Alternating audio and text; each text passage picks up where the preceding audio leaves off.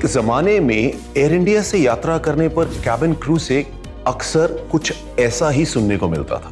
आज ये ख्याल आता है कि कितने लकी होंगे वो लोग जिन्हें साल्वाडोर डाली एशट्रे पेश की गई, वो भी गिफ्ट के तौर पर।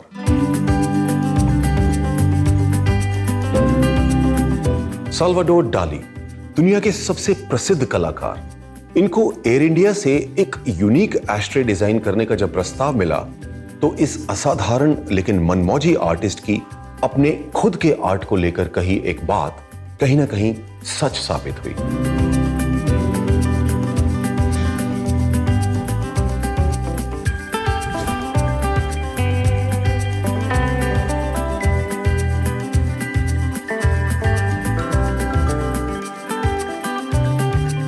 आइए एक्सप्लोर करते हैं डाली और महाराजा के नाम से मशहूर एयर इंडिया की इस अनोखी कहानी को।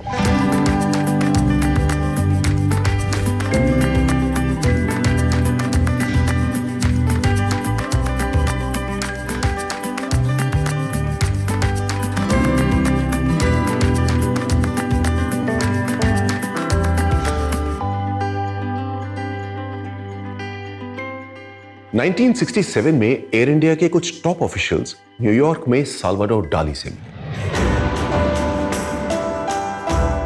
और उन्हें कुछ ऐसा बनाने का अनुरोध किया जिसे वो एयरलाइंस के कुछ सबसे खास और चुनिंदा ग्राहकों को उपहार में एक यादगार के तौर पर दे सके। डाली ने इस काम के लिए हाँ कर दी और यहीं से शुरू होती है उस यूनिक एशट्रे को बनने की कहानी, जो वाकई एक मास्टरपीस था, वो भी खुद द ग्रेट साल्वाडोर डाली की तरफ से। एक सफेद ऑयस्टर के आकार की कटोरी अपने 3 पैरों पर खड़ी हुई थी और ये 3 पैर हंस की आकृति और हाथी के सर जैसे दिखते थे। अलग अलग एंगल से देखने पर हंस हाथी के सर जैसा और हाथी का सर हंस जैसा दिखता था। और अगर इसी एशट्रे को पलट कर रख दिया जाए तो हंस हाथी में बदल जाता था और हाथी का सिर हंस का रूप ले लेता था।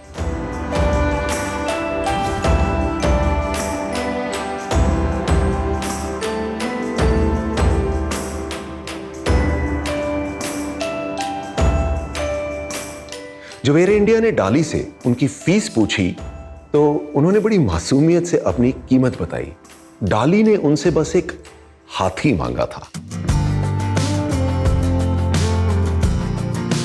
उन्होंने कहा, मैं उसे अपने ऑलिव के बगीचे में रखना चाहता हूं और उसकी पीठ पर जब पेड़ की टहनियों से होकर चांद की रोशनी पड़ेगी तो उसकी छाया के पैटर्न को देखना चाहता हूं। एयर इंडिया के अधिकारियों ने सोचा कि शायद डाली मजाक कर रहे हैं, लेकिन डाली अपनी इस फीस को लेकर बेहद गंभीर थे। उनके काम से परिचित लोग जानते थे कि डाली के ज्यादातर चित्रों में अक्सर हाथी की आकृति से मिलता जुलता कुछ ना कुछ पाया जाता था।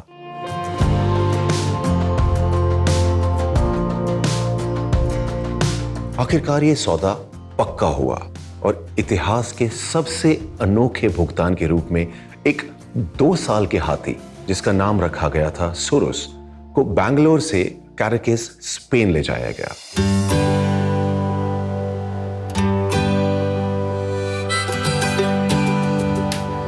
इस तोहफे को देखकर कैराकस के मेयर ने इस भारतीय हाथी के सम्मान में 3 दिन की छुट्टी की घोषणा की और पूरा शहर 3 दिन के जलसे में डूब गया।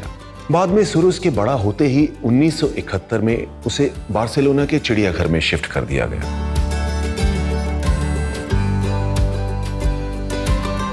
आज इन एशट्रेज का ज्यादा कुछ अता पता नहीं है और उनमें से कई शायद किसी के घरेलू संग्रह का हिस्सा बनकर रह गए हैं।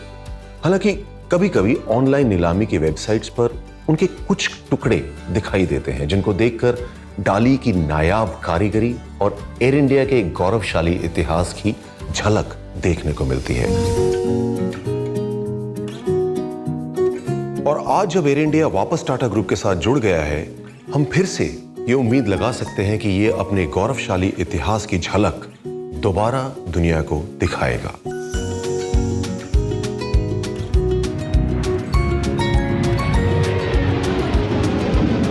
डाली और एयर इंडिया की इस अनोखी कहानी को मशहूर शायर आफताब हुसैन के शब्दों में कहें तो, बदल रहे हैं जमाने के रंग, क्या क्या देख, नजर उठा कि ये दुनिया है देखने के लिए।